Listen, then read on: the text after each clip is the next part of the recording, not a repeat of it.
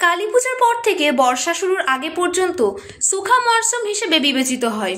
রতুয়া ১ নম্বর ব্লকের গঙ্গাভাঙন দুর্গত মহানন্দ টোলা ও বিলাইমারি গ্রাম পঞ্চায়েতের মানুষজন অনেকদিন ধরে দাবি জানাচ্ছেন সুখা মরশুমে গঙ্গা ভাঙন রোধের কাজ করা হোক, তাতে মাটি কিছুটা বাঁচবে।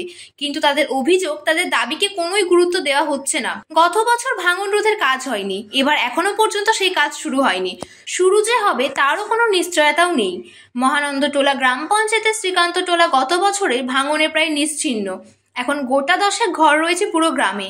একজন গ্রামবাসী জানান, 2 বছর ধরে আমরা আশা করে রয়েছি ভাঙন রোধের কাজ হবে। প্রশাসন কিংবা সরকার আমাদের কিছুই দিচ্ছে না।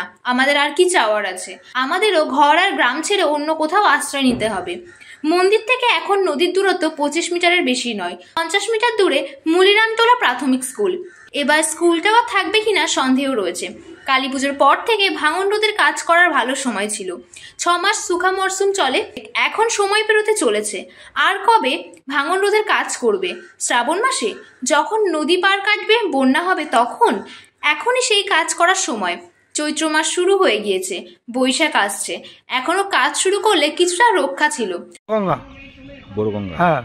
কি অবস্থা? কি অবস্থা শোচনীয়, একদম কান্তটোলা পুরোটা শেষ হয়ে গেছে। শ্রীকান্তটোলা মোটামুটি শেষের উপরে আছে, কিছুটা আছে, 2-4-10 ঘর, বাস সব কেটে পড়ে গেছে।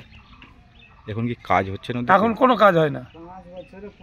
আচ্ছা, এখন কি কাজের সময় ছিল? কাজের সময় তো ছিল অনেকদিন, মোটামুটি 2 বছর থেকে আমরা আশা করে আছি যে কাজ হবে, কাজ হবে, কাজ হবে, কিন্তু কোনো কাজ হয় না। আমরা কি চাইবো? আর কিছু দিচ্ছে না তো আমরা কি করবো বলেন?